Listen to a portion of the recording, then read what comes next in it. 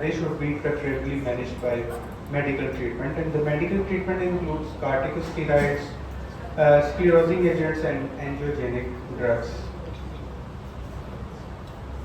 Bleomycin and dexamethasone are the important components of the medical treatment, and the bleomycin acts by inhibiting the DNA replication, RNA protein synthesis, and breaking of DNA molecules in vascular cells, while dexamethasone inhibits the manifestation of vascular endothelial growth factors by hemangioma-derived stem cells, which in turn inhibits the angiogenesis. This study was aimed to compare the efficacy of bleomycin alone and in combination of dexamethasone in the treatment of hemangioma in infants.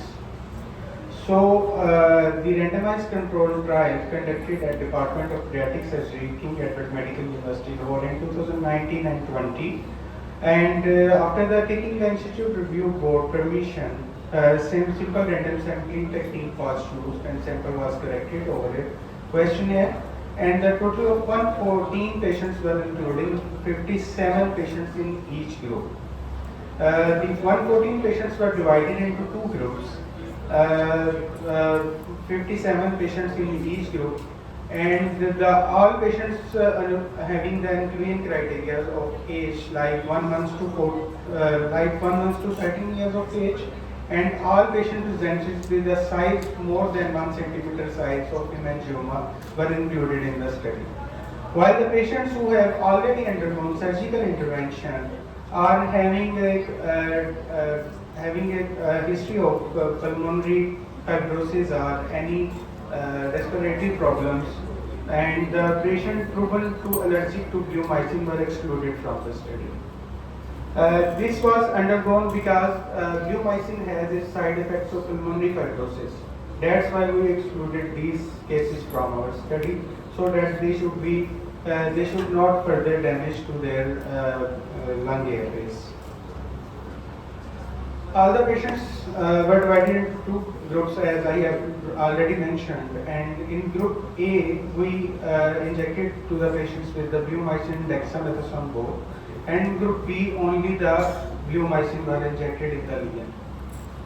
The intralesional dose of the bleomycin was 1 milligram per kg per dose, but for the hemangioma on the face and neck it was reduced to 0.5 milligram per kg per dose. While the intralesional dexamethasone dose was 0.8 to 1.6 milligram per kg per dose. The reduction in the size of the hemangioma was noted by the vernier caliper, and the data was collected and analyzed in SPSS 24, and further results were obtained. On the basis of these results, most of our patients were lying in the age of 1 to 5 years of age, and if we see the further clustering of these patients according to the phases of hemangioma development, they were lying in the unvoluting phase. There was no gross difference of the gender distribution in the both groups. While in the group A required maximum of 4 injections to got settled on, while group B got 5 injections to got settled on. And the flattening of the lesion was achieved earlier in the group A, also possible in both groups. None of the group patients got recurrence. So you can see the response of the treatment according to the injection given to the patient, and after the first injection, in intralesional injection, there was 2 patients in the group A which got settled on. The 2 patients which got 100% settling of the lesion. So second injection was only given to 55 patients in group A, and while 57 patients remained for injection 2 in the group B. After the injection of the second injection, 19 patients got 100% settled after the group A, while 13 patients got settled in the group B.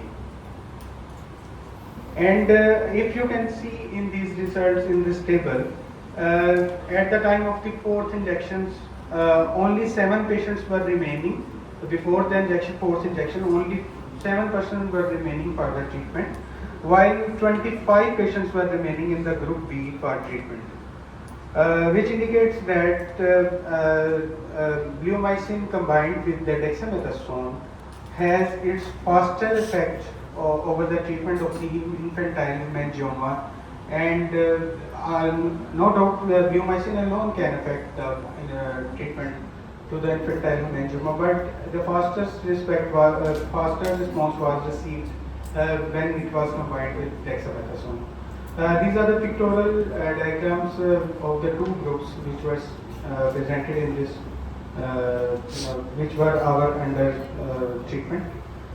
So our conclusion is both are effective, bleomycin alone and bleomycin with combination with dexamethasone. But bleomycin in combination with dexamethasone has a comparatively rapid response rate than bleomycin alone. Any questions?